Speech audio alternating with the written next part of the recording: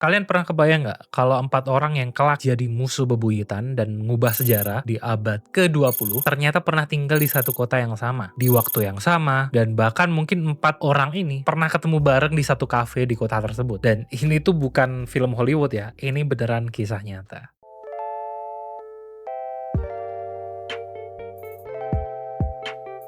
Selamat datang di History Unplugged. Di acara pagi hari, di hari Kamis ini, History Unplugged itu mau ngebahas sesuatu yang unik. Kisah sejarah yang mungkin kalian nggak tahu, tapi unik aja yang mau kita sampaikan di sini. Jadi di episode kali ini, kita mau bahas satu cerita yang menarik ya, tentang beberapa tokoh, yaitu Adolf Hitler, Joseph Stalin, Leon Trotsky, dan Josip Broz Tito. Keempatnya ini adalah tokoh-tokoh besar yang sebetulnya saling bermusuhan ya. Tapi di tahun 1913, mereka itu semua ada di satu kota yang sama. Gimana ceritanya? Mari kita bahas. Tahun 1913, Vienna atau Wina itu bukan kota yang biasa. Ini itu adalah pusat dari kebudayaan, dari politik, dan juga intelektual dari Kekaisaran Austro-Hungaria yang besar dan juga megah. Kota ini jadi magnet buat seniman, filsuf, sampai para revolusioner yang kabur dari negara mereka masing-masing. Dan di kota ini ada kafe yang legendaris, yaitu Cafe Central. Tempat para intelektual itu berdebat soal masa depan Eropa sambil minum kopi. Di tengah ramainya Vienna atau Wina, 4 pria yang gak saling kenal dan belum terkenal dengan mimpi dan juga masalah mereka masing-masing menjalani hidup mereka. Mereka itu gak saling kenal ya, kecuali Stalin dan Trotsky. Tapi ternyata ya, mereka yang bukan siapa-siapa, mereka punya takdir yang luar biasa. Kita mulai dari orang yang pertama, yang paling terkenal dulu. Mungkin belum paling terkenal ya, paling kejam juga ya, yaitu adalah Adolf Hitler. Di tahun 1913, dia itu bukan seorang Führer atau Führer ya cara bacanya, atau pemimpin tertinggi di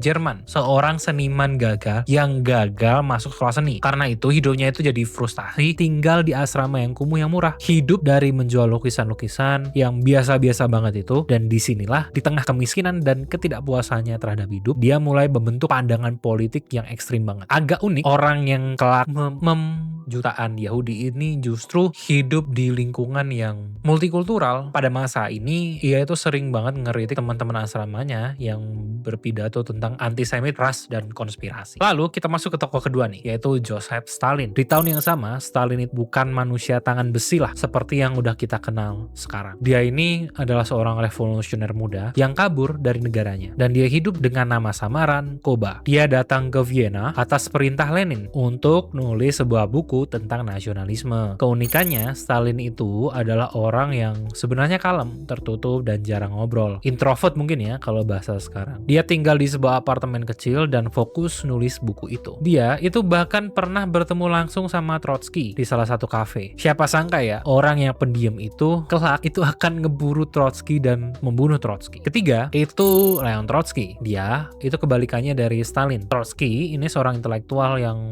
brilian, flamboyan, seorang orator yang ulung juga. Dia juga seorang revolusioner yang jadi jurnalis di Wina, bikin majalah radikal yang dia sebarin ke Rusia. Keunikannya, dia adalah sosok yang terkenal di lingkaran intelektual waktu itu. Sering juga berdebat di Cafe Central. Pikirannya itu sangat revolusioner kala itu ya. Trotsky juga mungkin nggak tahu kalau waktu dia lagi seru-serunya debat, ternyata di kafe yang sama ada juga seniman gagal yang punya ideologi yang berlawanan, namanya Hitler. Dan ada seorang pria pendiam yang kelak itu jadi rival abadinya. Terakhir itu Josip Broz Tito. Di tahun 1913, Tito adalah seorang yang jaling jauh dari politik. Dia itu bukan pemimpin, bukan ideolog. Dia juga cuma seorang buruh pabrik aja yang punya hobi menari dan juga main anggar. Tito ini pekerja metal yang pindah-pindah dari kota ke kota. Dia pindah dari kota ke kota buat cari kerjaan.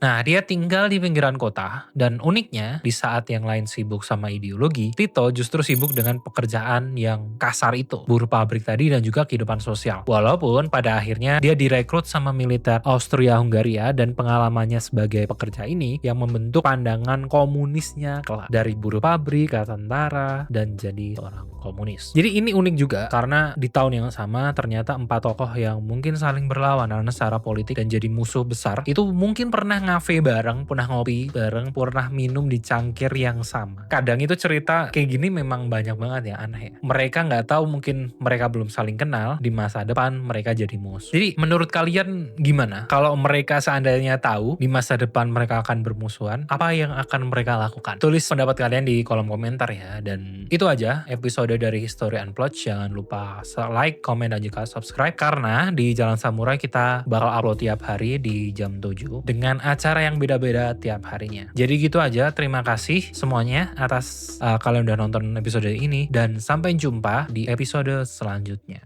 Jalan Samurai membutuhkan dukunganmu untuk terus tumbuh dan berkarya. Bantu kami menghadirkan lebih banyak konten bermanfaat dengan cara subscribe dan ikuti semua media sosial kami. Dukung langsung melalui Saweria dengan berdonasi di saweria.co/jalansamurai. Juga beli produk digital kami di link.id/jalansamurai. Setiap dukunganmu akan berkontribusi pada peningkatan kualitas konten dan perluasan dampak edukatif kami. Terima kasih atas partisipasimu. Semoga menjadi amal jariah yang terus mengalir.